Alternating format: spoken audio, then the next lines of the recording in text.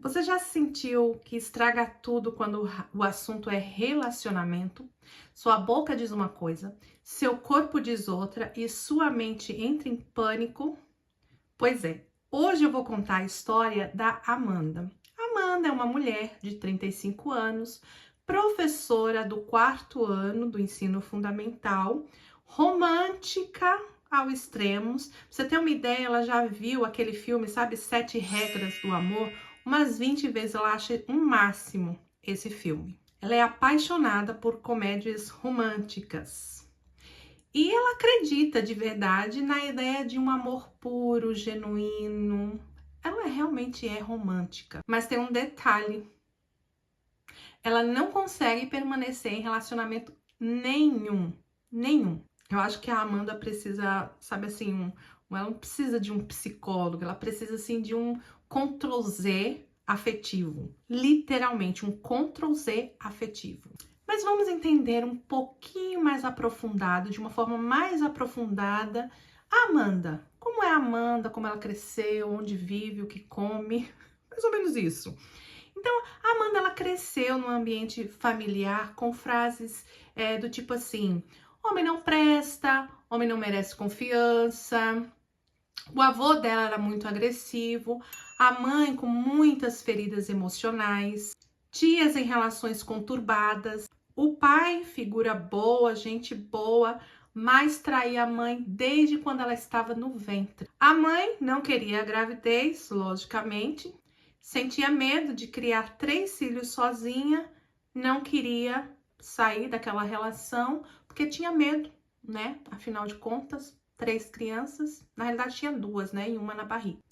E olha que coisa doida. Para uma criança, isso cria o que chamamos assim, mapa emocional. Um conjunto de crenças que o cérebro cria para sobreviver. Foi o que aconteceu com a Amanda. Vai vendo a situação da Amanda. E sabe que existem muitos pesquisadores, cientistas, que tentam entender o cérebro da Amanda? É verdade. Vou dar uns nomes aqui para vocês. Bruce Perry, Bessel van der Gorg. Ai, gente, se o nome, né?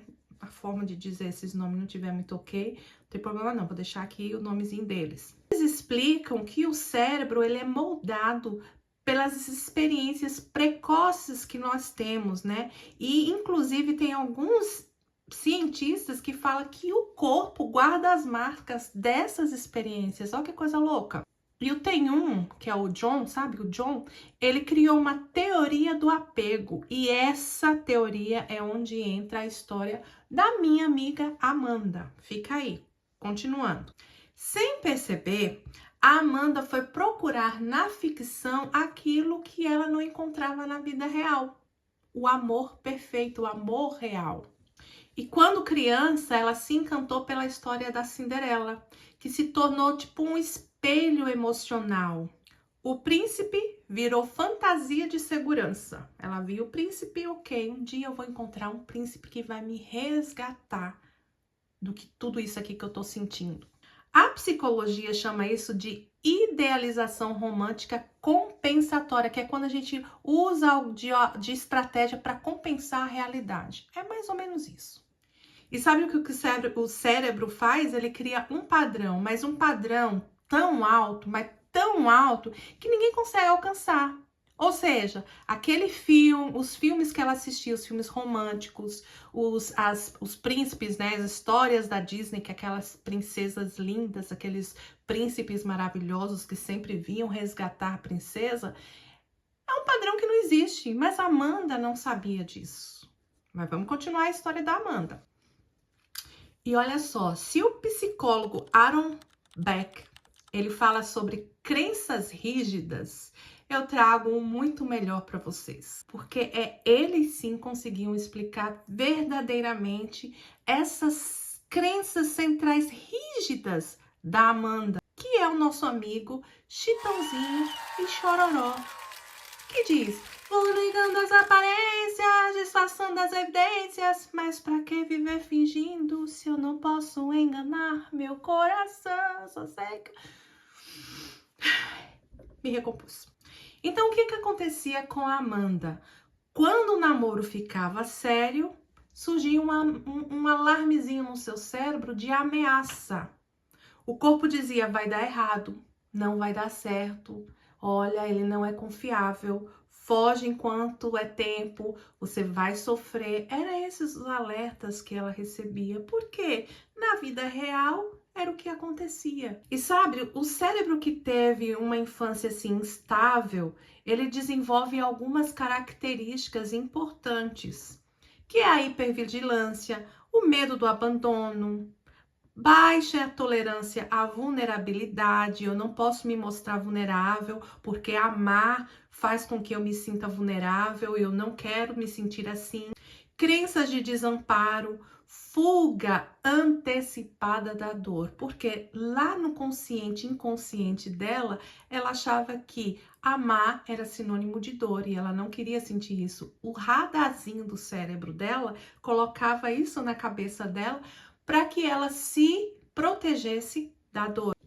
E tem outro cientista, né, teórico, que ele fez a teoria polivagal. Essa teoria, ela diz que o corpo, quando entra num estado ali que ele não reconhece, ou que ele reconhece que vai ter alguma ameaça, ele entra num estágio de luta, fuga ou congelamento. No caso da Amanda, ela preferia fugir. Por quê? Porque amor traz dor e ela não quer sentir dor, e isso para ela é muito. Então o cérebro dela protegia de todas as formas. E a forma que ela encontrou mais razoável foi a fuga do amor. E antes que vocês falem assim, talvez ela estava num relacionamento tóxico, talvez os namoros que ela tinha não eram pessoas boas, não, gente, os boys até que era gente boa, eram meninos assim, não eram perfeitos, né? Não eram príncipes, mas eram pessoas normais, que nem a Amanda, porque a Amanda também não era uma princesa. Mas o sistema nervoso da Amanda sempre alertava que ela estava em perigo. E era por isso que ela fugia. Porque, mais uma vez, amar tinha uma conotação de dor dentro do campo da Amanda. A Amanda é um exemplo bem clássico de adultos feridos e que foram treinados para fugir. O que aconteceu com a Amanda? A Amanda cresceu sem elogios, abraços, validações, tudo que ela fazia era considerado como normal. Ela nunca recebeu aquele carinho, aquele afeto da mãe. Sabe aquelas vozinhas que as mães fazem quando tá falando com o bebê? Oh, que bonitinho, de mamãe. Não, a Amanda não recebeu isso. A Amanda, quando ela estava um pouquinho mais velha ali, nos seus 5 anos de idade, quando ela caía, a mãe falava, levanta, engole o choro. Eu falei para você que não era para correr. Era assim a vida da Amanda. E quando a Amanda errava, a Amanda apanhava. E a Amanda aprendeu que erro, quando você erra, você tem que ser punido, e ela não queria ser punida. Então, se ela escolhesse um amor errado, ela ia ser punida, tendo que viver com aquele amor pro resto da vida. Porque tinha uma outra coisa, um outro detalhe muito importante na vida da Amanda. A Amanda escutou de que ela tinha que escolher direitinho, porque se ela não escolhesse direitinho e se ela se casasse, ela teria que viver com essa pessoa pro resto da vida. E a Amanda pensava, só em pensar que ela podia errar e nesse erro ia ser uma punição pro resto da vida dela, ela fugia. Olha que coisa louca. Amanda, nem Freud te explica, né? Mas sim, ele explica sim. Eu vou continuar te falando o que acontece com o cérebro da Amanda. E ainda para piorar o caso da Amanda, ela não recebeu exemplos de relacionamentos seguros. As tias, a avó, a mãe, ela não conseguia encontrar um relacionamento perfeito na cabeça dela que respaldasse ela se expor a esse perigo eminente que é amar. Ou seja, como confiar no amor se ninguém ensinou você a ser amada? Como? Amanda não era amada. Como ela ia acreditar no amor? E sabe qual vai ser o ponto de virada da Amanda? Ela reconhecer que o que aconteceu com ela não é ela agora. Ela é adulta. E os adultos podem reescrever as suas narrativas e não só podem, quanto devem fazer isso. E não é sobre culpar os pais ou terceiros, não. O que aconteceu, aconteceu, até porque os pais também não tinham repertório para fazer diferente. Então não é culpabilizar os pais ou a família ou qualquer pessoa que seja, porque na história da vida não existem culpados. E a cura acontece quando você para de fugir das suas próprias evidências, entendeu? Para de negar, vou negando as evidências, entendeu? Para de negar. E sabe, a Amanda, ela não precisava de um príncipe que viesse resgatar ela. Ela precisava entender que não era mais aquela menina assustada da infância. E assim como ela, você não precisa ficar repetindo padrões invisíveis. Sabe, a gente não escolhe de forma alguma o que acontece, quais as feridas que nós vamos ter. A gente não escolhe isso, mas a gente pode escolher o tipo de amor que vai construir daqui para frente.